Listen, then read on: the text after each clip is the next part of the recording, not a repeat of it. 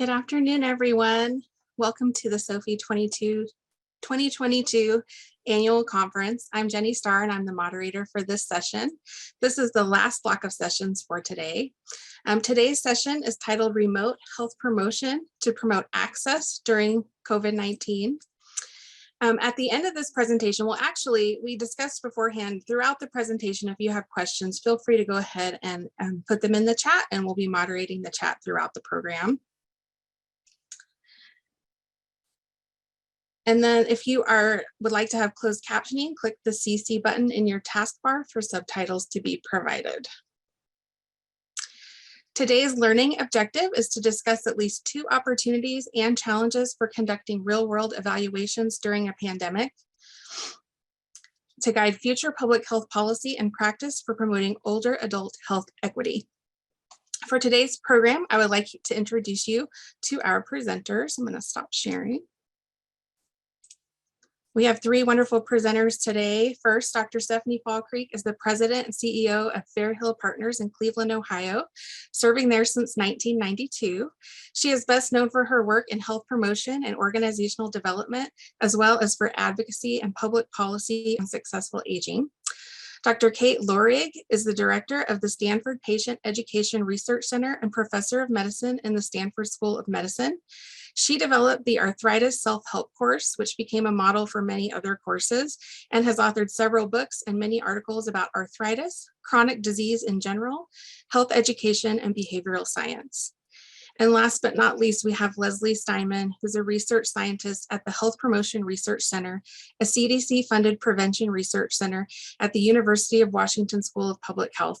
She partners with evidence-based health promotion program participants, providers, administrators, and policymakers to understand, adapt, and improve program delivery to address inequities in access to care and health outcomes among underserved older adults.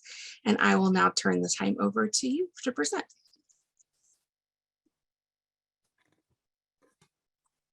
Thanks, Jenny. I'm just going to share my screen here, and Kate's going to kick us off.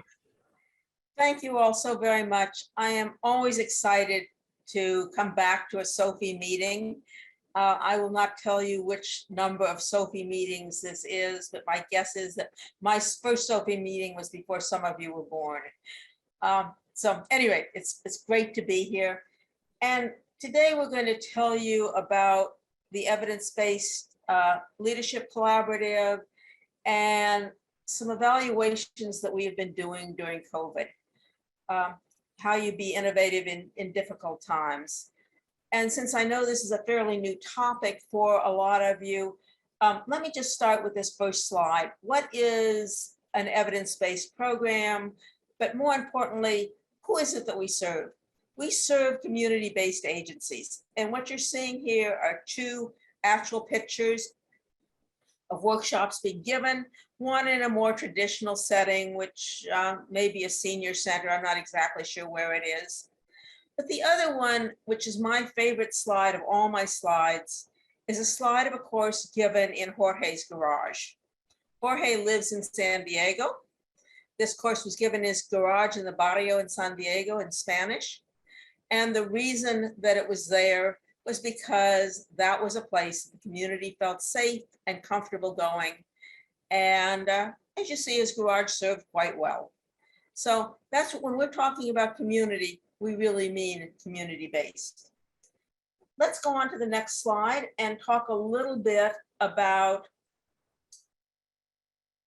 who we all are and what we are today. The evidence-based leadership collaborative is made up of organizations which offer evidence-based programs, and I'm going to define those for you in a few minutes. But it's also made up of folks like Stephanie, who run community agencies and offer these programs. So it's a little bit unusual as an organization because it's both the administrators at a national level as well as local organizations. We cover a very large group of people: developers, administrators, leaders, trainers, coaches. We give TA, we do research, we work with evaluators, and we work with loads and loads of partners. I was looking today at the data, And we work with some 2,500 or more partners nationwide. So altogether, this is who we are today. Who we are is all three of us are here representing the EBLC, but we come from very different places. Stephanie from Fair Hill in Cleveland, an amazing community agency that she's going to tell you a little bit more about. Stephanie from the Health Promotion Research Center in Washington. And also she wears the hat as being the administrator of one of the community of the programs, which is a program called Pearls to help folks with depression. And myself as one of the administrators of the Self-Management Resource Center, which has a whole group of evidence-based programs for people with chronic disease. So that gives just a tiny bit of who we are. By the way, when you have questions, if we've forgotten something, just put it in the chat. We promise we'll get to you. And if we get off track, not to worry. This is your workshop, not ours. So let's continue. Next, please. Just put in your name in the chat, your name, your organization, where you're located. If you want to tell us anything else about yourself, that's fine. Next, please. So what are we going to do? We're going to give you a little bit about background with COVID and what happened with the evidence-based programs when we shifted to remote delivery, how an evaluation came together in about 6 months, and how we did this evaluation and why. Okay, next. So what are evidence-based programs? Let's go on to the next slide. But before we talk about what are evidence-based programs, why do we even do these things? I think sometimes when we're doing health education, health promotion in the communities, we get so tied up with smoking cessation or heart disease or blood pressure or chronic disease or diabetes or exercise or anything else that we forget about what we really are trying to do. And when we ask people in the community what they want from these programs, they don't tell us that they want to know more about hemoglobin A1C. They don't tell us that they want stronger biceps. What they tell us is they want to get their lives back. And this is especially true of older people. And I think that as we talk about this, it's really important to think about, we're not talking about the minutia. We're talking about helping people to live the fullest possible, healthiest lives, given their conditions, no matter where they are. Next, please. So what is an evidence-based program? This is a very, very specific meaning for us. And it has this meaning because this is a definition that has been accepted both by the Administration for Community Living, which some of you may never have heard of, but it's the agency in the federal government that sits at the same level as NIH and serves older people and people with disabilities. So ACL ends up being a very important agency for older Americans. The other organization that uses this definition is CDC, at least for some of its programs, not for all of its programs, but for some of its programs. And I think we're going to see this being done more and more and more. And the reason that this all came about was, you think about it, nobody would ever use a medication that hasn't been shown to be efficacious. But we use health education programs all the time. They're built on evidence. What we teach is absolutely correct. But do they do people any good? Very often we have zero idea.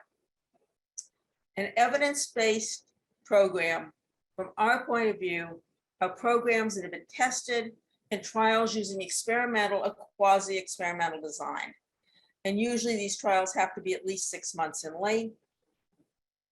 Not only is there a trial, but there has to be a full translation of the program from the community where it was studied to some other community.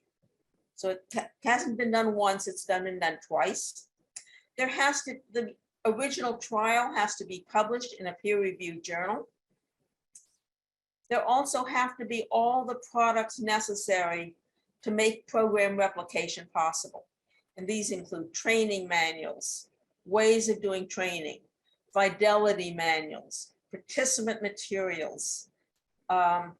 In some cases, it's videos. It kind of depends on the different programs. But these are what evidence-based programs are. At this point, there are some 70 evidence-based programs that have been approved by ACL. Every year there's a vetting process. And I talked to them the other day and they said they had about 70 now. And let's go and look a little bit about what these programs do. We'll talk first about why. Number one, they're effective. And most of these programs, by the way, haven't undergone just one trial, they've gone multiple trials. They're peer reviewed. They're outcomes that are important to participants. And by that we mean changes in pain, changes in time exercised, less falls or less fear of falling. They're replicable. And as I said, these programs, one or more of these programs are now being used in 2,500, more than that, lots and lots of agencies around the country. There are protocols. There are people responsible for it. They're efficient because there's been a few instances where people put together nice evidence-based programs. They cost $3,000 a person. And you wonder why they don't get replicated. Well, because we're looking for mass replication. And they're sustainable. And sustainability is always a problem.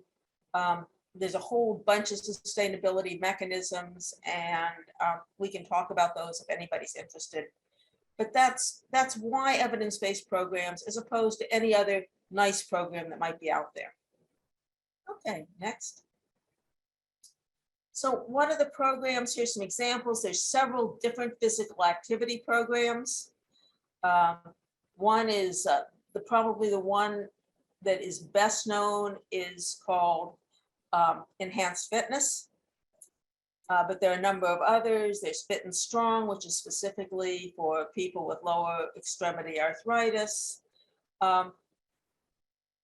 There's Walk with Ease, a very nice walking program that can be done either in groups or can be self-administered. Terrific program.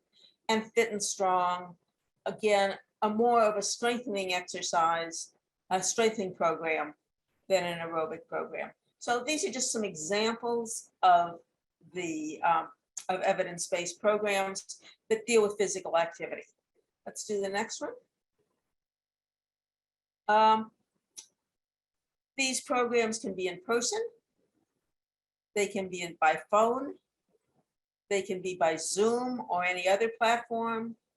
We can do, there's some of the programs that are asynchronous, which means that they're not in real time. Yes, we still use snail mail. And they can be any combination of these.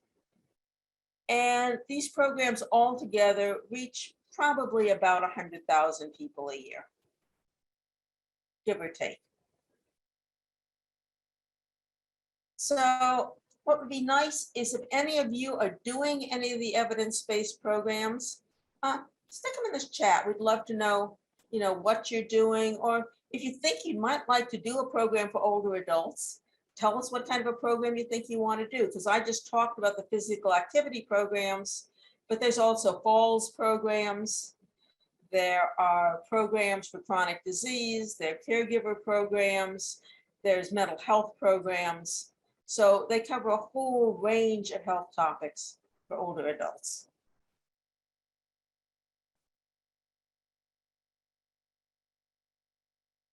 Okay, so this gets us to the present day. Let me just stop here and just say, if there are any questions, maybe Leslie, you can take a look and just see if we have any questions before we. I I think we're good. Thanks to those of you who've introduced yourself. It's great to see folks from around the country. So yes, please put your questions in the chat. And if you haven't introduced yourself, let us know where you're from. We'd love to get to know you by Zoom. Okay, well, I know exactly what I was doing 2 years ago, because on March 5th, which was just a little before the national shutdown, I decided that as an older person, it was pretty important for me to be isolated. So I did my last lecture on March 4th, and starting March 5th, 2020, retired to the confines of my home. And before that time, you know, all of our programs were face-to-face, with very few exceptions that were asynchronous, and life was going well. And within a very few days, I started hearing from people around the country saying, "Oh, what do we do now?" And I basically said, "Duh, I don't know." And thankfully, as usual, our partners around the country are well ahead of us. Some folks in Detroit, within about 2 weeks, said, "Well, we're finishing up our classes on Zoom. Is that all right?" Of course, they'd already started doing this. And I said, "Well, I don't think this will work with Zoom." And they said, "Why don't you watch it?" I said, "Okay." And I literally watched the session and thought, that will work. And so within probably 6 weeks of the start of the pandemic, by mid-April, we had made slides and were giving directions. We had actually written the first directives for all of our programs about how they could be given by virtual platform. And that was all fine and good until Stephanie Fall Creek, who's on this call, said, "You know, Kate, that's all fine and good, but my folks, or the folks that we serve in inner city Cleveland, they don't do Zoom. Can't you do something by telephone?" And we already had a mailed toolkit of materials that had been declared evidence-based because we'd already evaluated it. You know, I thought, well, maybe we could just add some telephone calls to the toolkit. And because we had the toolkit already, it was pretty easy to add the telephone calls. And I think that all happened probably within, I think probably by mid-May, we had the toolkits ready to go. So while I can give you my personal experience as an administrator, what was happening in those early pandemic days, I am sure the same thing was happening with all the other administrators. Now, some of the administrators kind of decided, well, we need to close down for the duration. And some of the administrators were really quick on going on to Zoom. And some of the administrators, especially of the falls and exercise programs, were saying, you know, we have safety concerns that you all don't have. We need to go a little bit more slowly. But all of this was happening very, very, very early in the pandemic. The other thing that was happening was Leslie, doing her implementation science up in Washington, was saying, "Hey gang, we got to find out about this. Hey gang, we got to find out about this." And we didn't have any money. We're a little tiny organization. Nobody was going to give us in the middle any money the first 2 weeks, two months of the pandemic. And so a group of us decided we just put together a questionnaire. Leslie said, "I have red cap. Let's find out what people out there are doing." And so by, Leslie, when did we start that? April, May? No, it was April. We tried to hit the ground running because all these people were being yeah. creative in the field and we wanted to learn with them. So yeah. ultimately, between April and November, we had what, 500 organizations or something that Yep. gave us information. It was dirty. It was really dirty information. It was so dirty that you will never see it published. But it doesn't matter, because we got a really good feel of what was going on out there, what the problems were, and how to begin looking at that. And so this is called, you don't always have to have NIH funding or any other funding to do something. This was literally a no cost. I mean, we used Washington's Red Cap, we used Leslie's and my time, neither of which were really paid for this. But we got some very, very interesting information.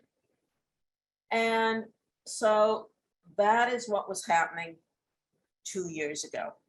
And it's kind of the background to lead to the evaluation that we're going to talk about in a few minutes.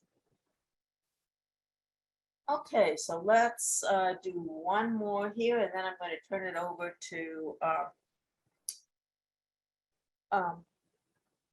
Stephanie. That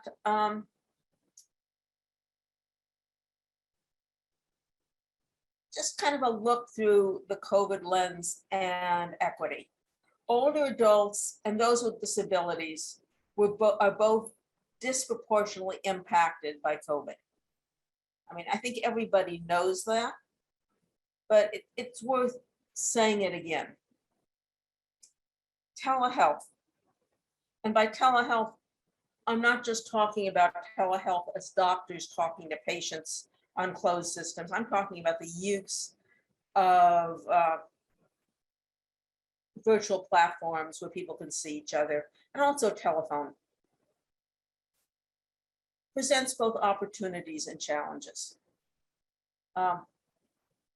One of the challenges that we found early on is a lot of organizations just decided they couldn't do that. We don't do this. We don't know how to do this. We don't care about doing it. We're also feeding a lot of people, so we're not going to do any programs at all. And for 2 years, we had a lot of those 5,000 organizations or so that did nothing. At the same time, we had a lot of organizations that said, hey, we can do something, and very quickly pivoted to using something. We had people like Stephanie saying, hey, you got to use the telephone. And we saw it as the EBLC as an opportunity to address the rising issues of social isolation and loneliness. Huge issues with older populations in general, but especially those that are totally isolated during the time of a pandemic. So you have a pandemic, you have isolation, you have fear, and this kind of gives you a little bit of the opportunities and challenges background. So are there any questions for me before I turn this over to Stephanie? And you'll have time again to ask as we go on.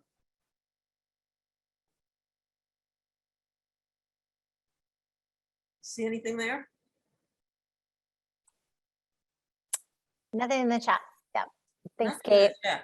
You all are going to, I'll tell you, we're all going to be very, very bored if you don't ask questions. Okay. So, Stephanie, you need to unmute yourself, please. No, you're still muted. You're still muted. Okay, they told me to dial in on the phone, which I did. Can you hear me now? Yes, totally. ma'am. Good problem Go. solving. Now we can't hear you again. See why I didn't want to do Zoom? Technology is a challenge. Totally. Go to it. Okay, Leslie's gonna conduct a quick poll, and then I Yep. hope we'll come to some of those answers together. Yeah, great. So folks, I'm going to put up a couple polls here. There are 3 questions. So just take a moment to share a little bit, and I'll read them out loud too, because the text can be a little small depending if you're on your phone. So first, let's launch the first one here. So COVID presented both crises and opportunities, as Kate just shared. So what factor do you think was the most important in making this an opportunity for expanding evidence-based program offerings and conducting an evaluation? So just pick one. And we'll be covering the answers for this throughout our presentation today.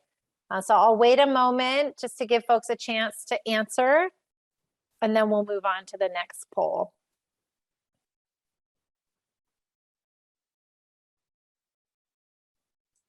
So just give it about 10 seconds.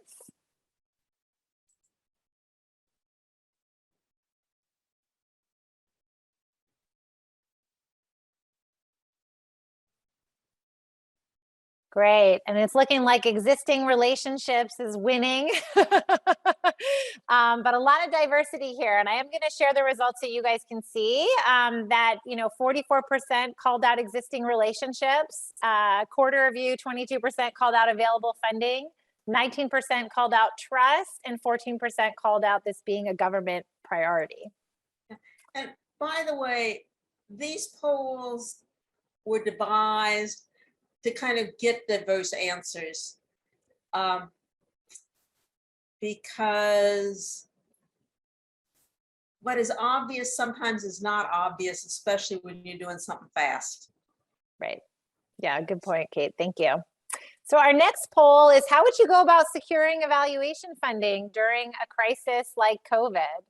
So take a moment to tell us who you think you'd get it from: CDC, Centers for Disease Control and Prevention, NIH, National Institutes for Health, crowdsourcing, local and state health departments, or private foundations.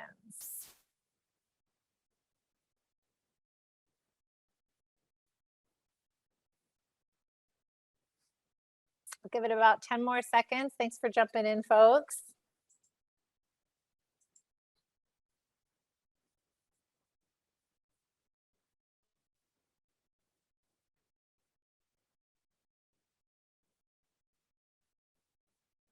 Okay, and we've got another mix again.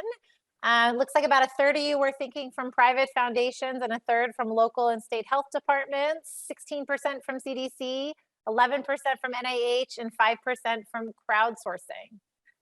And we have one more poll before, Stephanie, we turn it over to you. So this third question is, one answer again, what is the most important reason to do an evaluation of new ways of delivering evidence-based programs during COVID? 1, finding out if the programs are effective. 2, finding out if they're being implemented or being done. 3, finding out if underserved populations are being reached by these programs. And 4, influencing future policies.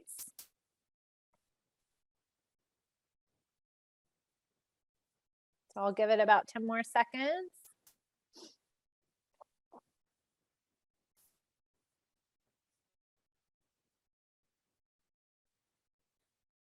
Sorry, you can't do all of above. I know, yeah, we made it tricky for you. So it looks like another kind of range here. About half of you thought the main reason would be to find out if programs are effective. A third to find out if these programs are reaching underserved populations. 11% to influence future policy, and 5% to find out how programs are being implemented. So great, thanks everybody for sorry, I forgot to hit the share button. Thanks everybody for taking the time to poll. We'll have a couple more polls before the next section, and I'm going to turn it over to you, Stephanie. Thank you.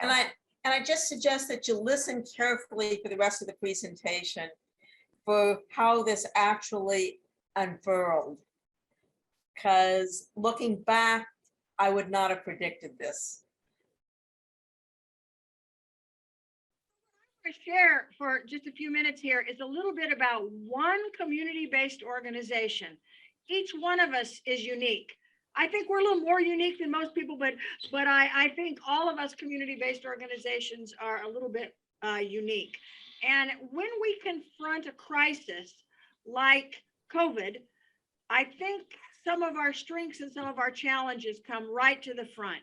And I believe that one of the things that drove us, Fairhill, and many of the other hundreds of organizations that jumped in to try to figure out how to safely reach people with opportunities to learn how to better manage their health, how to live in the isolation of COVID, was a passion for continuing to reach people no matter what the circumstance.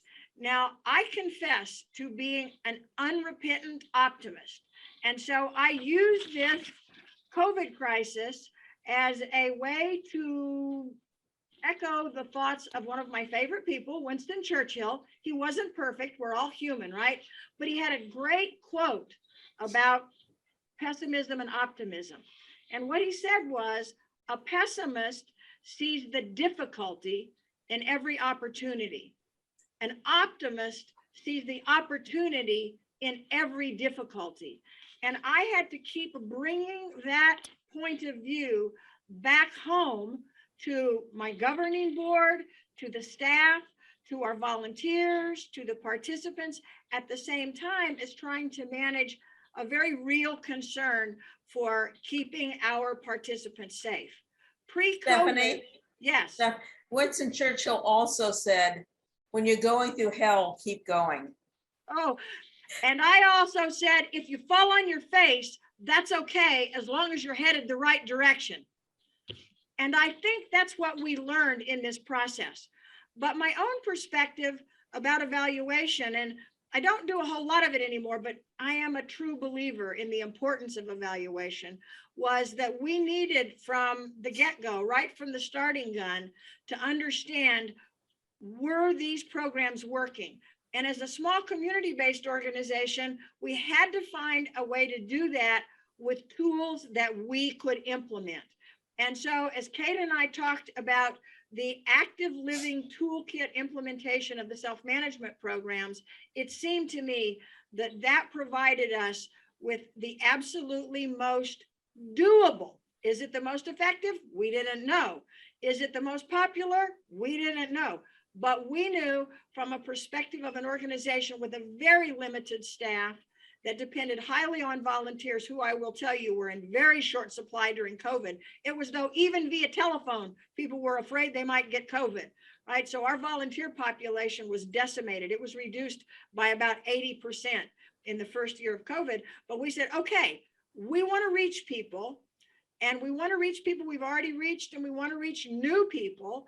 And the way to do that is to find an access vehicle, which was the phone, and tools to use that vehicle, which was the telephone toolkits. We went from over 1,000 people a year reaching with the in-person evidence-based programs, and we do about a half a dozen of them, to during 2020, about 500 people were effectively reached with one of our evidence-based remote programs.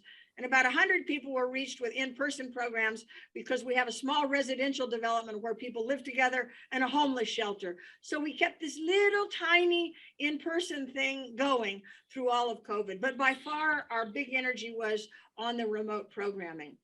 And what made that possible was the passion of the people who had been in the evidence-based programs as leaders, as coaches, and let me not underemphasize this, as participants. You're talking about, how do you get people to sign up for a telephone program who have never heard of you, who are taught nothing but watch out for scams on the telephone? And by the way, there were plenty of those and still are plenty of those. And how do you do that? Well, part of that is this weird combination of word of mouth, purchased phone lists, and going back to participants that you had worked with in the past. And that's how we did this during COVID. And you also have to have a certain tolerance for risk. We knew that above all else, our biggest challenge was that people were isolated, but it also was our biggest outreach opportunity. We printed our newsletters, we made phone calls, we spread the word to say, if you want to make a connection, here's a way to make a connection. And by the way, it might be good for you. You might really learn something. You might learn to manage your health, and you will be speaking on the phone for 45 minutes to an hour every week for 6 weeks with people just like you. In this case, the just like you was not age, it was not ethnicity, it was not race, it was not income, it was not education, it was isolation. And so that gave us a sort of an unusual in that we don't necessarily always have with the in-person programs. And so I think those things, along with an organizational tolerance for risk, is what led us into delivering the programs. But what led us into actually evaluating the programs was the fact that we had an opportunity that maybe everybody has if they really dig deep, but it wasn't all that deep for us to dig. We had an opportunity to do what I think of as mini crowdsourcing, right? I had a little bit of money from the Area Agency on Aging, which kept funding people, many people when they did nothing, and funding us who had very concrete deliverables to deliver the workshops. And so that bit of funding could be directed toward the delivery side of things. We're part of a CDC REACH program that puts CHWs into the field, hopefully for sustainability with some focus on CDSM. We had a small core of volunteers, and we had a Cleveland Foundation grant, an Encore grant from the Cleveland Foundation that was focused on engaging people over the age of 55 in either becoming volunteers or in doing things for themselves to do how they define to better their lives. And so we took delivery funding from the Area Agency on Aging, a little bit of human resource and time from the CDC REACH grant, and the Cleveland Foundation was gracious enough to allow me to redirect some funding that we had for our program to do an evaluation. We had to focus that because, as Kate said, these are small programs at the community level. And so we put a little pot together of money and went to SMRC and worked with Leslie and University of Washington to do an evaluation of our chronic pain self-management program. I just want to say a tiny bit about why we chose chronic pain self-management. And that was because pain is a very common experience of older people. And experiencing pain in isolation is something that we don't know a whole lot about, but viscerally, it seems like something that might have been even harder for people to manage during COVID. And so I just thought, let's focus this all on one evidence-based program and let's make it pain, because we've got some pain CHW leaders, we've got some pain staff, we've got some pain trained volunteers, and let's kick it off and go there. And Kate is going to spend a little bit of time talking about this remote evaluation study that we did on chronic pain self-management, predominantly with people living in the city of Cleveland, Ohio. Okay, let's Next slide, us. next slide, please. So before I start, let me tell you what a little bit of money means. In this case, a little bit of money meant $5,000. So we're really not talking about much money. And the reason we were able to do this, again, had to do with a lot of people that were interested and a lot of trust between those people. At Stanford, I actually sit in the Division of Immunology and Rheumatology in the Department of Medicine, which means that we had fellows. And we had a brand new young faculty member who was interested in community-based programs. And because pain is an arthritis problem and these people had arthritis, she said, oh, I'll work with this. And so here we had some free labor. I called Leslie and said, how do we do this? And she and I talked and we had some more free labor. And I talked to Stephanie and said, we can do the data analysis if you can get the data. And I frankly didn't think she'd ever get the data, so I didn't worry about it too much.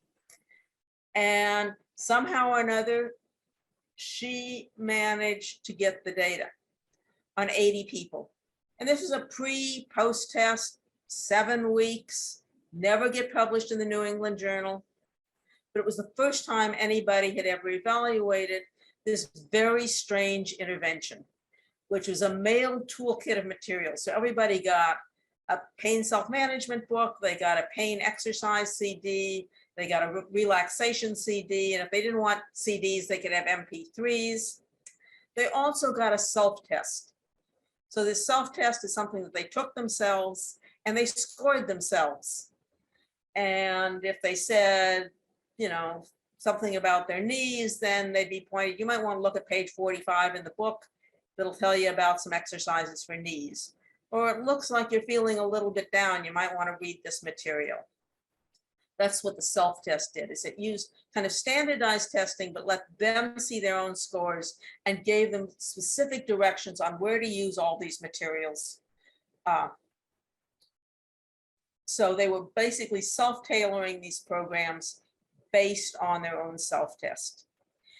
To supplement that, people received 6 weekly phone calls, and these were conference calls of a leader, one leader, and 3 to 4 people in each group. We had taken our pain self-management program and reduced its script down to the bare essentials, and it was this script that our leaders used. It was highly interactive. It wasn't a lecture. It was very, very interactive, but it was all scripted and standardized. We originally thought that this was going to take about a half an hour. As it turns out, it takes about an hour. But this just gets, we were learning as we were evaluating. What was quite amazing is that 80% of the people there attended 4 or more of the 6 sessions. We consider 4 or more sessions as completion, simply because from previous studies, we know that if people complete 4 or more sessions, they get most of the benefits. And if they complete less than 4 sessions, they don't get much benefit. So we're always aiming for completion rates. Our face-to-face completion rates had run between 70 and 75%. So these completion rates were higher than we had seen in face-to-face previously. That's the intervention. That's the attendance. Let's see who was in this study, because this to me was the most amazing part. Can we see the next? This is a picture of Fair Hill before the pandemic. This certainly is not the study because of course people couldn't be together, but it really gives you an idea of who these folks are. Mostly female. Their mean age was not 72%, it was 72 years. Their education, nearly 30% of them had 12 years or less of education. 59% of them told us they had disability. 47% of them were African-American. And dual eligible just means that they were eligible for both Medicare and Medicaid, which means that they were very low income. So these are the folks that made up this study. And our outcomes, people had less pain, they had less depression, and they increased their self-efficacy. The intervention is totally based on self-efficacy theory. Now you might wonder, why aren't we showing you social isolation? It's because at the point we were putting this together really fast, we didn't have a short social isolation scale. And so we never looked at it. I wish we had, but we didn't. And our concern, especially with this population, was to keep our questionnaires really, really short. So we really limited what we could do. And that study started in the fall of 2020. It was published in January or December of 2021. So the whole study was done and published really, really quickly. And the first author here is the young rheumatologist who was kind enough to kind of put this all together for us. So this is the sort of opportunity you can take with almost nothing. And it proved to be incredibly important because this study was the study that led to the ability, the 2 studies that we did, the finding out what people were doing early in the pandemic, this, the very first efficacy study for remote delivery, is what allowed us to put together the study that I think Leslie is now going to describe.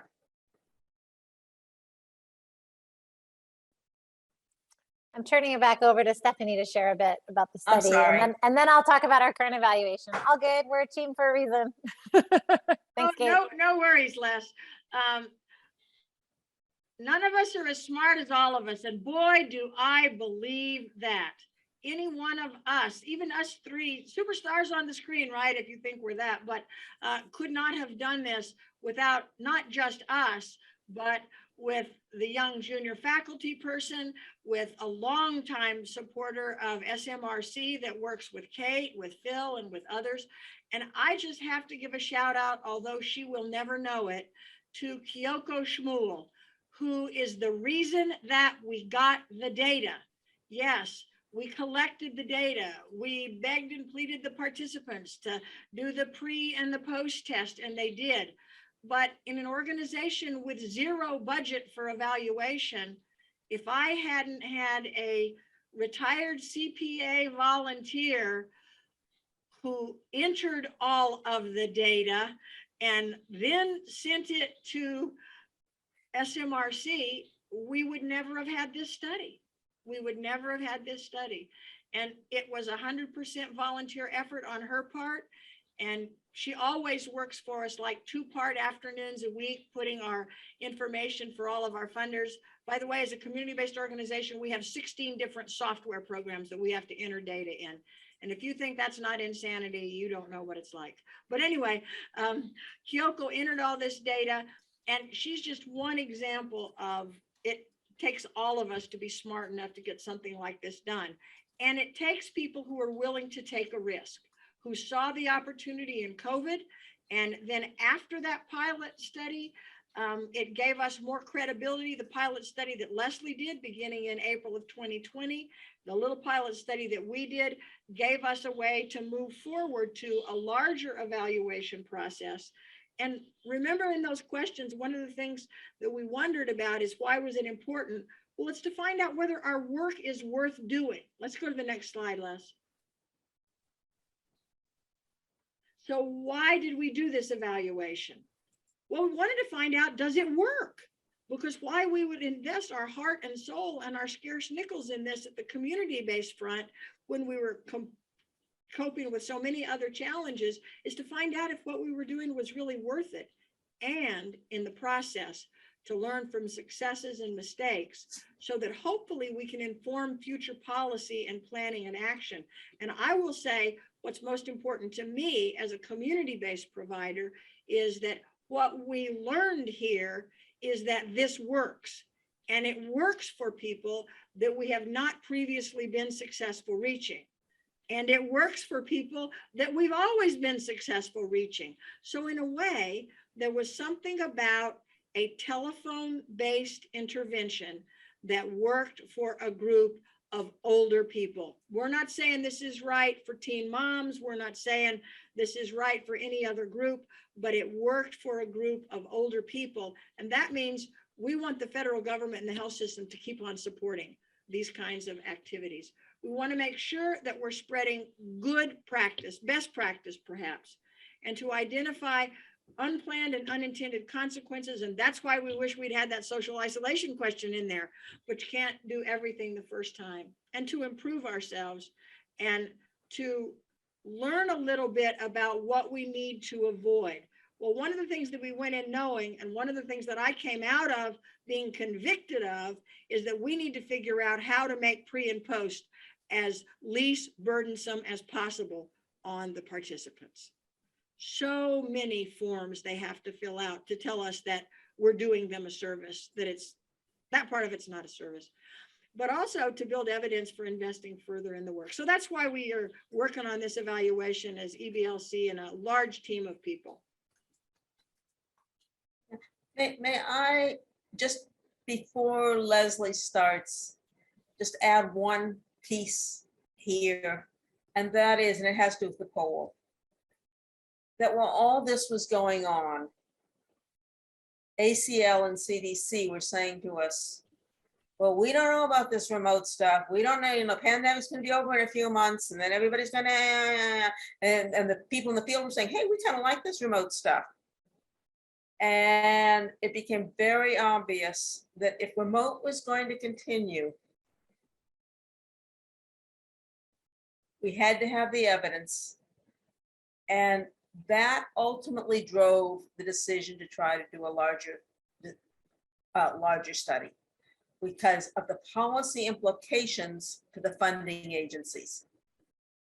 And so, yes, we want to know if it worked, but mostly we wanted to keep the network whole. And we knew that if we could not prove that evidence that remote delivery worked, that the funding would not continue to flow through this mode of delivery. And I think that's really important to keep in mind, that sometimes the reason for doing things is not just efficacy, but it's policy. I think the questions that you see up here about what was asked for, what were we trying to find out in this 2020 survey of the remote EVPs, are shaped not only to try to inform us about the nature and the quality and the effectiveness of the work we're doing, but to try to provide answers that are critical to policymakers, which translates to votes, which translates to funding. So what are the remote programs that are being done? How many organizations are doing this work? If it was only 15 or 20, that would not be as influential for policymakers as if what they discovered, to many of their surprise, I think, by the way, is that hundreds of organizations gravitated to these remote options as quickly as they found them to be viable. And how many people are being served? Well, sure, it's true that many of the remote options, not so much the Zoom, but the telephone option, is serving fewer people per group, but the groups are shorter and collectively they add up to a whole lot of people. So what is the epidemiology of this? How many people are being served and who are we reaching? And probably just as important, who are we not reaching with this particular work at this time? What's working well? What's not working so well? And how can we do it better? What are the opportunities for doing it better? So in that first 2020 survey that you heard about, there were 650 respondents across 36 states and 9 countries addressing 21 evidence-based programs through 409 organizations. And just a little snapshot of who those organizations were.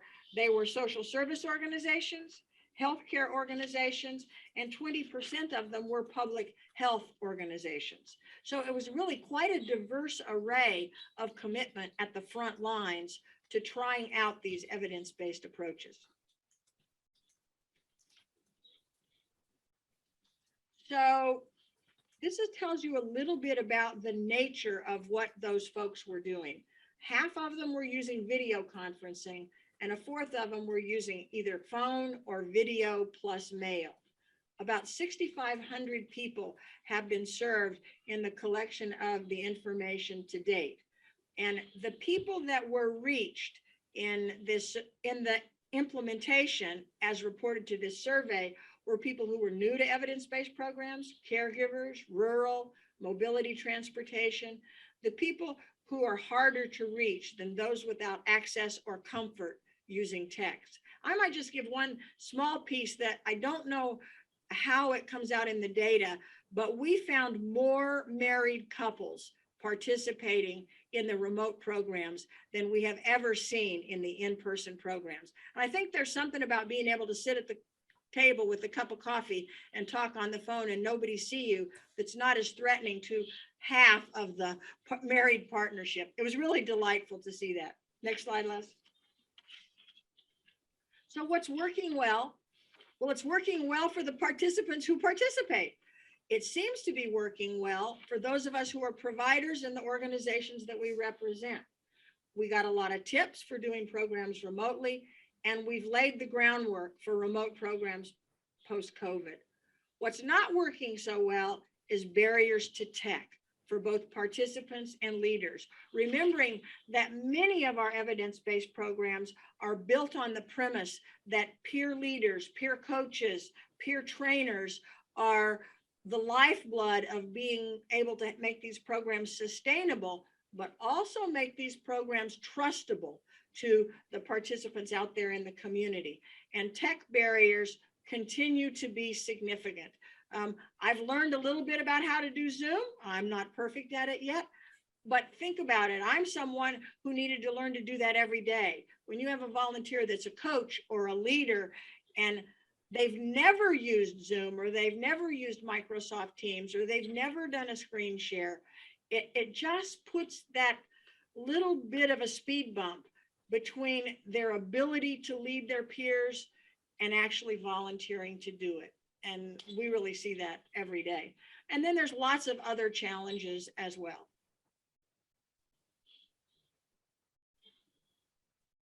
So how did that get funded? Well, I had mini crowdsourcing, and I would say that the big survey had moderate crowdsourcing. I still wouldn't call it maxi crowdsourcing, and I don't think Kate or Leslie would either.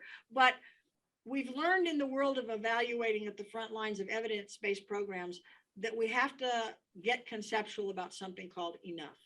We got enough to do a good survey. And the way that that was done was by piecing together all of these partnerships and all of these people, and everyone contributed a piece of it. Everyone contributed a piece. And I think that was really, really important. And so we started with the EDC online survey, the CDC and Sophie and Kate and the AEBIs all were a part of putting this together, as was, excuse me, the Retirement Research Foundation for Aging, Elder Services of the Merrimack Valley, and Sound Generations. ACL, NCOA Falls Prevention Initiative, and that last one that's covered up by my screen. What is that last one? Oh, again, ACL, RTI, and NIDILR. We're all part of the collaboration that made this national evaluation process possible. Collaborations, trust, courage, being nimble, and knowing what's good enough is what's made this possible. May I add a story? Because you see a slide with a lot of organizations. How did this all actually happen? It all actually happened because anytime any of us was on a phone call or a Zoom call or anything else with any of these organizations, we said, by the way, we would like. By the way, we would like. It wasn't a matter of replying to a proposal. It wasn't a matter of kind of blindly applying. It was a matter of saying to these folks, we would like. And ACL said, no, we don't do that. And CDC said one day, said, oh, we got us on the right day. If you can get us an idea by this afternoon, we'll stick it in. And out of that came a collaboration with Sophie, which I won't go into the whole details on, but ultimately it ended up as being really core funding for this evaluation.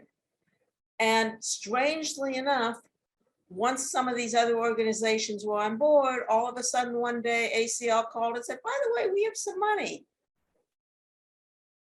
So I tell you this because when we first started talking about crowdsourcing, I don't think any of us thought it would work, but we didn't have any other ideas, so why not? And ultimately, Leslie, how much money have we put together for this large evaluation now? Gosh, it was almost $500,000 by the end of the day. About $500,000. Yeah. So, and the other wonderful thing about it is all of these organizations agreed to let us commingle the funds. So we told all of them we were going to do the same thing. And they said, we'll work together to see that you get it done. Your turn. So just like we talked about how it takes everybody participating at the community level to make remote programs work, it takes a village at the national level, a village of organizations to make a massive evaluation like this work. And I just wanted to share with you some of the partners in this evaluation process. The Administration on Community Living, the Centers for Disease Control and Prevention, National Council on Aging, National Institute on Disability, Independent Living and Research. I apologize for using that acronym a minute ago and not explaining it. The Retirement Research Foundation for Aging, Sophie, the Society for Public Health Educators, the Evidence-Based Leadership Collaborative, the Health Promotion Research Center at University of Washington, Sound Generation, and hundreds of others of us who've participated in the study. So it takes a village to do this too. I'm going to turn this over to Leslie, but not before I thank Sophie for giving us this opportunity to present at this conference, and all of you for taking your time to join us and learn a little bit more about how we're approaching this job. Les? Yeah, thanks, Steph and Kate, and for your great presentations. And yes, thanks to Sophie. Jordan is here today, and she's been our project officer on this evaluation. So it's really awesome to have you here a year and a half in of all this hard work and coming together. So I'm going to talk a little bit about the evaluation that Kate and Steph have been setting the stage for in terms of really what we planned and then what actually happened, because it's been a pandemic, folks. And so you do the best you can, and you've got to be nimble and adjust along the way. Before I do, though, I want to do a couple more poll questions just to take a pulse of the room. So let me open the polls here.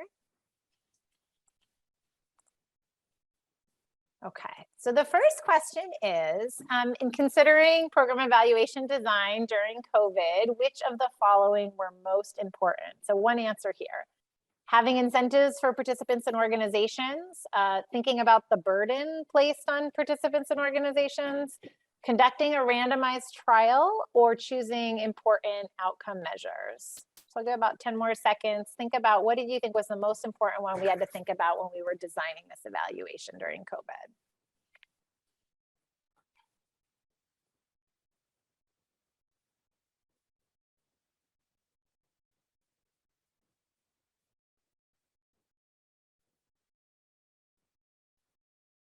Okay, thanks folks for taking the time. I'm going to share the results. So 59% of you shared the most important thing to think about was burden for people and organizations. About a third was choosing the important outcome measures, and 4% thinking about incentives for those organizations and people. So the next question is, what is the most important consideration when thinking about recruiting participants for a program evaluation during the COVID pandemic? So choose one. I know it's sometimes hard to choose one. We appreciate that. Easy access to the baseline questionnaires, having a narrow eligibility or inclusion criteria, having agencies, community partners like staffs that are willing to collect data, assuring that underreached participants are included in the evaluation, or having different ways or modes of collecting data. So I'll give it about 10 more seconds. Appreciate you guys thinking about this. I'll be covering this during the next slides, and then we'll be opening it up for questions. But please, if questions come up while I'm chatting, put it in the chat. We'll be keeping an eye on that as well. Okay, so for this one, it looks like, yeah, we got a range here. 41% thought the most important thing was for recruiting participants was having different ways of collecting data. A third were assuring that underreached participants are included so that these findings are meaningful for them. And then about a little more than a quarter, 27%, was having community partners that are willing to collect that data. And this next question asks, what is the most important consideration in then collecting that follow-up data? So after you've asked people questions before they start participating in these classes, what's the most important thing to think about when you follow up with them to see how things have changed after they've participated? And here we have some similar answers. So incentives to participants, having local organizations collect the data, centralizing the data collection, and not worrying about data that are lost when participants do not respond. So that's cut off a little bit on my end, but that's what it says. So I'll give about 10 more seconds. And then we just have one more poll question.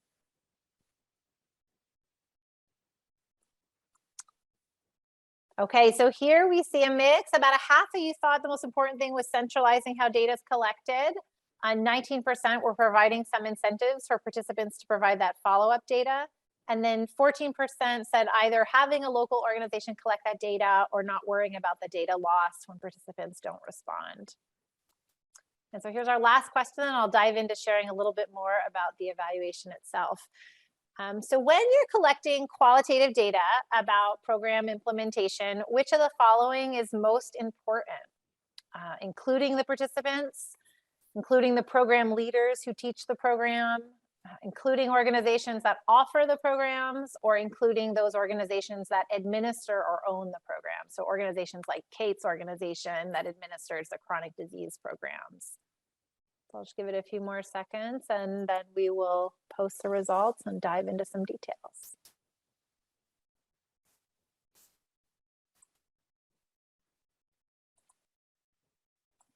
Okay. So here, yeah, we finally gave you an all of the above. So yeah, that one's a pretty obvious one. But I'm going to share, listen closely about the answers for the next full questions during my section here. Okay, so what was the overall purpose of this evaluation that Steph really shared, came together with lots of different funders and partners? There were really twofold questions in evaluating these remote evidence-based health promotion programs. One is, do they work? So that's really an effectiveness question. You know, these programs are evidence-based because they were shown to be effective in person. And as Steph and Kate shared, we just weren't sure what would happen when we moved them to Zoom or phone calls or other remote modes. And just as important was this question of how are they working? So this implementation or process evaluation, things like who's being reached and who's not being reached, and what are some of the ways we make these work better, and challenges we need to address in remote delivery. And at the end of the day, we saw a pretty big potential impact. And I think that's why we were able to get a lot of policymakers and funders involved, is that we really want to improve equitable access to quality programs, not just access, but make sure that the folks who are being reached by these programs and changing their health outcomes, the older adults, are really those folks who are underserved traditionally by clinical care. So we don't just want to see these effective for all or can work for all, but we want to make sure that populations who are underserved are benefiting as well. And for this particular project, we really prioritize several underserved communities. We prioritize people of color or racial or ethnic minority groups. We prioritize people living in rural areas, and we prioritize people living with disabilities, recognizing that many of the folks you serve have intersecting identities among those three and are sort of most vulnerable, particularly during COVID. And so we really wanted to make sure we engage those populations in our evaluation. So as Kate mentioned, we really took an implementation science lens to this work. So implementation science is a study of how do you get things that we know work in research studies or research environments out into the organizations where you all work. I was thrilled to see, I think there's 14 states represented on today's workshop, which is amazing because you all bring different realities, different populations, different expertise to this table. So we used a framework called REAIM. I have a link in the slides here. And just so everyone knows, our slides are uploaded. You can download them and click on these live links to get these resources. But REAIM is a pretty cool framework that looks at not just whether programs are working, the E or effectiveness, but it also looks at those important questions of how. So the reach questions, the who's adopting and doing these programs, how are these programs being implemented? And then this question about maintenance or sustainability. Can we keep these programs going? And the Shelton article that's linked here took the REAIM framework that's been in the field now for 20 years, developed by Russ Glasgow and colleagues, and it added an important equity lens. So really asking those questions always, not just with who is this working for, but who is this not working for, so that we can fill those gaps. So this evaluation was really meant to be very real world and pragmatic. We talked about burden. We talked about trying to minimize for both participants and organizations to do this. We really tried to engage stakeholders along the way. That's a key facet of evaluation, is who are the folks interested in these findings and having them at the table at all times. And at the end of the day, really, though I think Steph gave a lot of good reasons why we evaluate, we really wanted to inform practice and policy. We knew that these remote programs were likely going to be continuing even after the pandemic, and we wanted to inform how these programs are funded, how people are trained up, and how we do this work better. So we did what's called a mixed methods evaluation, which is both looking at kind of quantitatively what is happening, and then qualitatively why and how it's happening. And increasingly in evaluation and research, we're seeing mixed methods because they really allow you to get a much fuller picture of what is happening in a question that you want to answer. Because you take both the quantitative data, like whether people improve their safe rated health or their social isolation over time, and the qualitative data in terms of the people leading these programs telling you kind of all these cool ways they made Zoom work, or all these really difficult things they had to manage in terms of trying to do remote programs. And you integrate them together to tell a fuller story of what happened. So really, we collected both stories and data because at the end of the day, we know that that's what makes policymakers pay attention and fund and support this work going forward. It's never just the numbers. Both Kate and Steph have shared some impactful stories. That's what really moves the needle. So this is where we have our reality of what we planned and what actually happened, like the nice, neat timeline on the left that you submit with your grant applications, and then the feeling like a hamster on a wheel that we've all been feeling during COVID. So originally we thought, oh yeah, we're gonna plan this thing at the end of 2020. We're gonna collect data in 2021, and then we'll spend this year analyzing and interpreting and sharing what we learned. What actually happened was everything shifted. As I'm sure you all experienced in your day jobs, we ran into a lot of realities. One is that all of our partners' priority was serving older adults during a pandemic, which meant that COVID took priority as it rightly should. Getting folks access to testing when vaccines were available, getting them access to vaccines, doing all that important messaging around vaccine equity. And so everything really shifted because of that. While the evidence-based programs and preventing falls and helping to manage diabetes are really important, those were always sort of the second thing. And so we really tried to push and accommodate, and I'm grateful to our funders and partners that allowed us to do that. So what that means is today I'm going to share with you a lot about design and methods. I'm going to share a little bit about findings, but we are just now starting to analyze our process data, and we'll be sharing more over the course of this year as well as into early next year. So maybe at a future SOPHE conference, we will be sharing again. So how did we get folks involved? What was our engagement or recruitment strategy? As with all this work, and particularly during a pandemic, you have to use different methods and networks to really make sure that you're engaging lots of diverse organizations in terms of what the organizations do, who they serve, and even who they train to deliver evidence-based programs. It can be peers or volunteers living with a chronic condition to somebody who's a retired nurse who's delivering this program as part of a way to stay engaged in her community. So we use lots of different channels. We partnered with the people who do these programs and train these programs and adapt these programs. They all have lists of people who are interested in the programs and doing them and have something to share and a way to make their voice heard, as well as our partner networks, such as through SOPHE and CDC, as well as folks at the Administration on Community Living that reach different people working in different spaces. We use lots of different methods for recruitment because that's how you get diverse groups to the table. So we did lots of webinars and Zoom calls. We picked up the phone and hit the pavement that way. We send lots of emails, and then we did different distance training options to engage folks. And then once engaged, this was key. I mean, I've been doing evaluation and research work for a while, but during COVID, we had to stay in touch regularly. This was a really tough time. People had a lot on their plates, more so than ever. There was a ton of staff turnover. And so just staying connected and hearing what was going on and adjusting as we could was essential to make this project work. So I'm pleased to say we have had 29 states represented in this evaluation, over 100 organizations. If your state is not represented here, I'm going to put my email. You should get in touch. We'd love to have you. We're just nearing the end of data collection, but we're still collecting data. So we'd love to put your star on this rainbow map. So I want to talk a little bit about what the two different evaluation pieces were, and then we're going to open it up for questions. I'm looking at the time, and I want to make sure we leave time for discussion. So I'll go through these kind of quickly, but again, you have these slides on the handouts, and we'll have some time for questions at the end. So first, the outcome evaluation. This really asked, do people who participate in these remote evidence-based programs improve their health over time? And so what we did here is we did a classic pre-post survey, and really to describe how people were when they entered the program and then test whether there was a significant change from when they entered the program to 6 months later. We very intentionally chose a 6-month follow-up period because we keep hearing from policymakers that it's actually not enough to just do these programs in 6 weeks, but they want to see people staying healthy or maintaining some of those improvements over time. So we said, let's go for it. It's a pandemic. Let's try it. Let's see whether or not we can get the 6-month follow-up data and see what kind of improvements are maintained. These are the outcomes we look at. I want to call out that we didn't just look at physical health.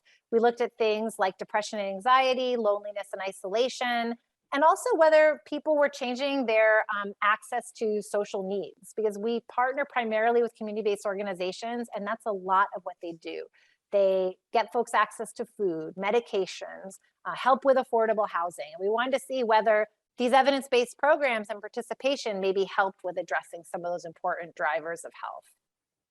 These were the programs we included in our outcome evaluation. We really tried to be purposeful in including different health topics, including both one-on-one and group programs, and including programs that were done by phone, that were self-directed, or done by video conferencing, because we didn't just want to learn how one way of doing this worked. That was really part of our equity focus.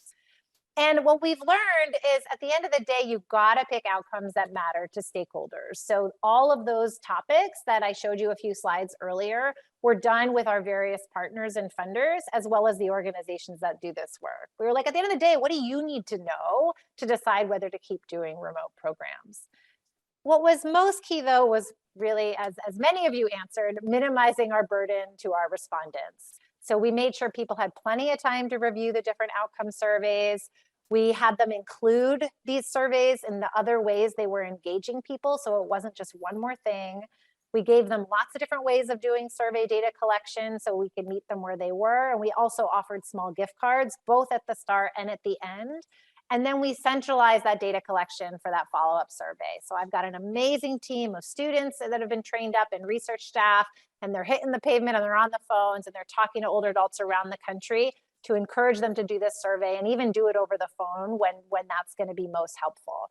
Also hearing some amazing stories along the way of how these programs worked and how really they can be improved. So here's so far who's participated in our evaluation. Like I said, we're just collecting data. We're still collecting data now, but we see on average, folks are older adults, age 64. Not surprisingly, largely women, the same with the data that Kate and Steph showed. That tends to be the case with these programs. Though I have been hearing from some of the data and some of the stories that more men are participating in some of the remote programs, feeling more comfortable to access somewhat the anonymity of being in their Zoom room or on the phone.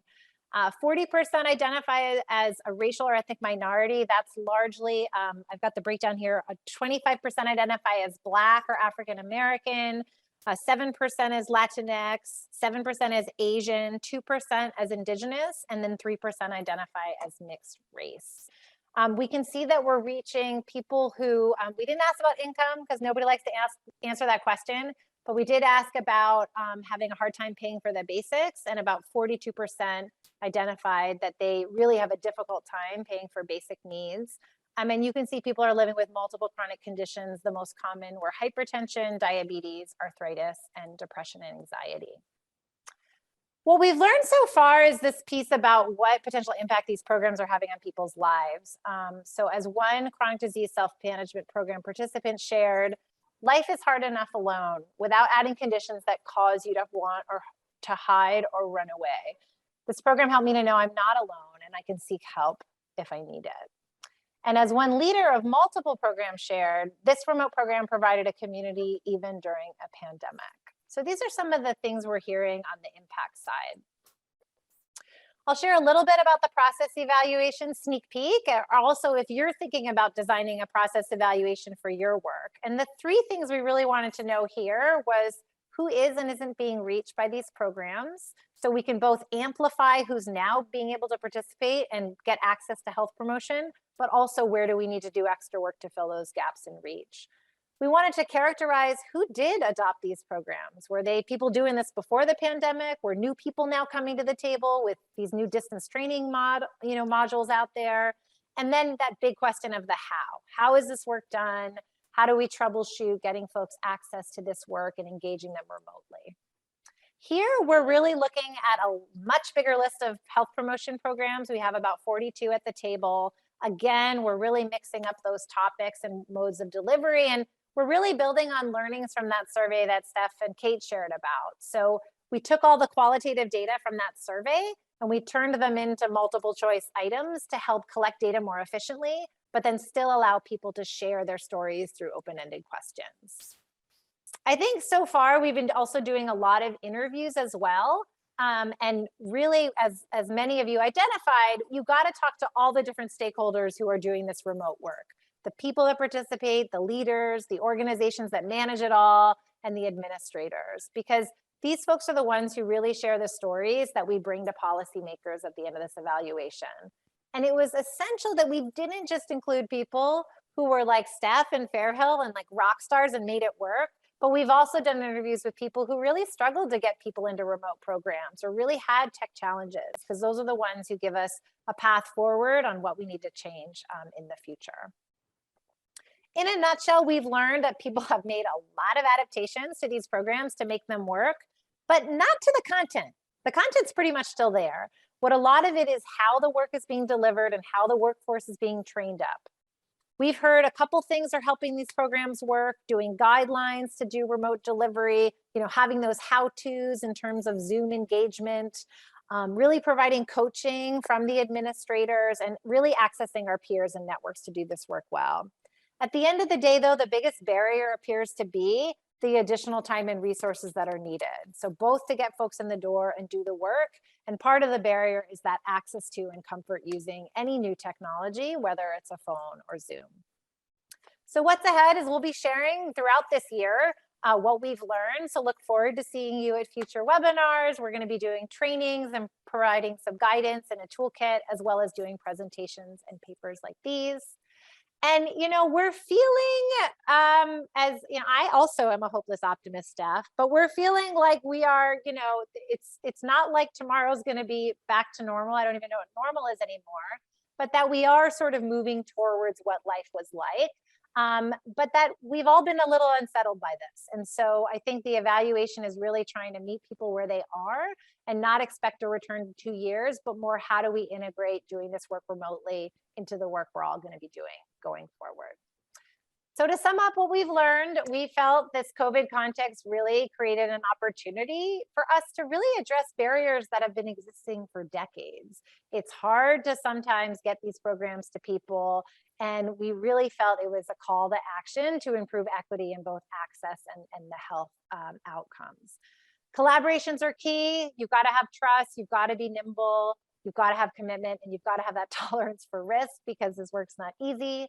Don't let the perfect be the enemy of the good, and really conduct this evaluation work with, for, and in communities to guide future policy and practice. So this really allowed us to come together and move from I can't do it, I can't do one more thing, to a really, we can do it. And I applaud all the partners. Some of you are in this room today who came together to make this happen, because it truly took a village.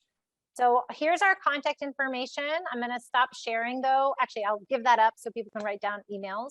But we have a few minutes for questions and discussion, and I think you can unmute yourself and ask, or put it in the chat and we'll read it out loud. So thanks everyone, and we'll open it up.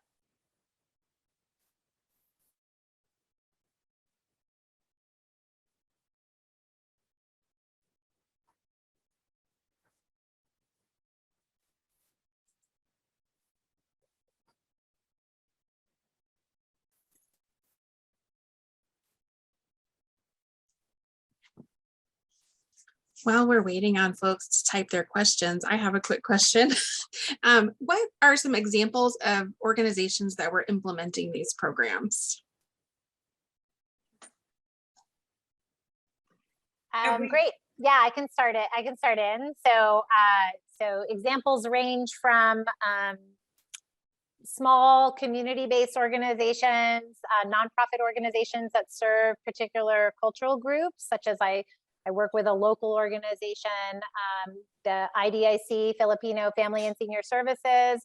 They support older Filipino immigrants, provide, food, activities, et cetera, at a center, and then had to pivot and drop everything with COVID, and really stop functioning as an in-person center. So they were delivering meals to people's homes, providing access to up-to-date and accurate COVID information in Tagalog and Ilocano. And then that is an example of an organization that is also doing an evidence-based health promotion program to support people's chronic conditions. So that's one example, but Kate and Steph, I'll have you chime in with others.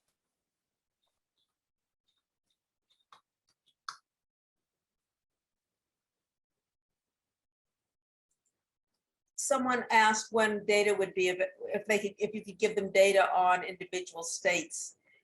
And I would just suggest, we really won't have all the data for another 8 to 10 months. And then it will depend on whether there's enough data in your state per program to make it worthwhile. There's some real problems with power because we're actually evaluating 5 different programs. And so to start dividing those things up into state levels, you're going to get the ends pretty small. So there may not be enough data to make it worthwhile to even look at. But if you could remember in 10 months from now, write to Leslie and she'll let you know. Right now, we can't tell you. Yeah, or Lorraine, write me now and I'll put you in my calendar in 10 months to bug you. Great question. Yeah. Okay. Yeah. I think though, to answer though, the question about types of organization, it's really varying. So you all probably represent, I know that many of you, when you introduce yourself, are health education specialists, MPHs, CHESs, all these great health education, degrees and professions. But we see lots of different types of organizations, both public health and social service, and where they intersect as well. And I think the interesting thing during this time of remote delivery is that because a lot of the training has moved to remote, we're actually seeing some different types of organizations come to the table because the training is more accessible. I think we have time to answer one last question from the chat. Karen asked, was there an invention born from the necessity that ended up being an improvement that you will keep? My guess is that remote delivery is here to stay. We're beginning to get inklings from the field as people are beginning to go back to doing face-to-face, and at least one state, which is a largely rural state, but with a large delivery system, said to me recently, we're having a really hard time getting people to go back to face-to-face. And I think that for all of us, the message is the world has changed. And the way we're going to be doing things in health education has changed. And that everything pre-2020 that we ever knew and loved, some of it's going to continue and some of it isn't. And so I think the next challenge is what's the next 3 or 4 years going to be like? Or the next decade going to be like? Because I think we're going to see a very definite divide, which is called BC, before COVID, AC, after COVID. Yeah, I think that's so true. Well, we are just out of time, but I want to thank all 3 of you for such an engaging presentation. I learned so much today. I'm sitting straight up in my chair at at my time, 4:57 p.m., which is unusual. So I want to thank you so much. I've learned so much, and I'm sure everyone else here has been inspired as well. I'm going to go ahead and share some information about continuing education for those of you. Oh, I think I need to stop sharing. I don't know who's sharing their screen right now, but I can't share mine until you stop. Okay, thank you. Okay. So remember, if you are wanting continuing education for this, you need to make sure and fill out the evaluation. The recording and evaluation will be ready within the next 48 hours. And this is information on finding your CE progress. And then this is the last official session for the day, but the next session is the conference halftime tomorrow at 11 a.m. I believe that's Eastern time. And then the conference will continue from there. We thank you so much for joining us today. And we hope you enjoy your afternoon and the rest of the conference. Have a great evening.